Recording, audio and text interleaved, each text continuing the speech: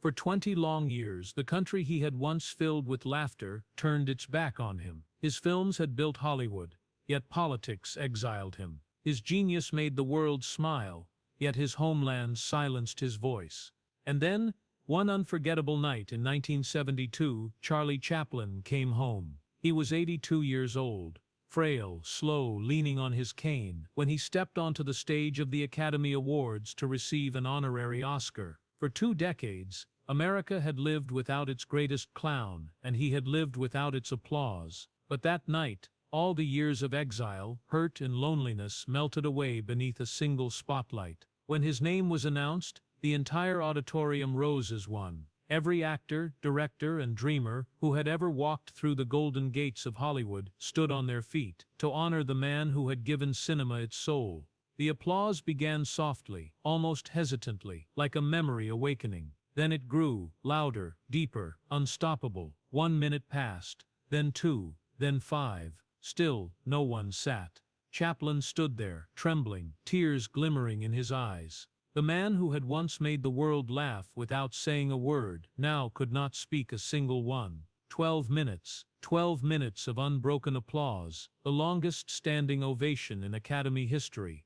For some, it was a celebration. For others, an apology. Because that night, Hollywood wasn't just honoring Charlie Chaplin, it was asking for forgiveness. Forgiveness for the headlines that branded him un-American, for forcing him to leave his home in 1952, accused and humiliated, for letting fear silence a man whose only weapon had ever been laughter. As the ovation roared on, Chaplin's face crumpled into emotion. He tried to smile, but the tears came first. In that flood of sound, he heard something he had waited 20 years to hear, not applause, but acceptance. Finally, when the room began to quiet, Chaplin spoke, his voice fragile, but filled with grace. "Thank you," he said softly. "You are all wonderful, sweet people." Those simple words carried the weight of a lifetime. Joy, sorrow, forgiveness, and love, all woven into one trembling whisper.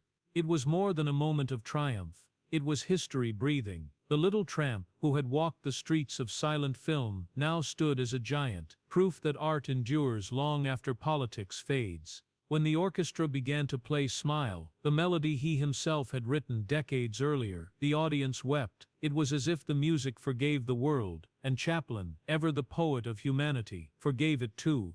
As he left the stage, escorted gently by his wife Ona, the applause followed him like a heartbeat. The boy from the London slums, who had once dreamed of laughter, had come full circle. That night, the exiled artist came home, not for revenge, but for redemption, and the world, through tears and thunderous applause, whispered back the words he had always deserved to hear. "Welcome home, Charlie. We never stopped loving you."